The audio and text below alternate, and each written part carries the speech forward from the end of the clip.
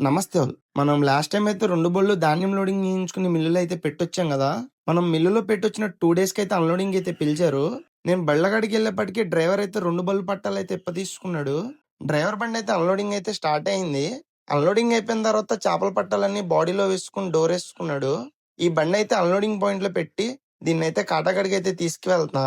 కాటాకాడికి వెళ్ళిన తర్వాత అక్కడ ప్రాసెస్ మొత్తం కంప్లీట్ చేసుకొని డ్రైవర్‌నైతే ముదినేపల్లి అయితే వెళ్ళిపోమన్నా. మన బండి కాడికి వచ్చేప్పటికి చాలా వరకు అన్‌లోడింగ్ అయితే అయిపోవచ్చింది. ఇక్కడ అన్‌లోడింగ్ ప్రాసెస్ చెప్తా ఒకసారి వినండి.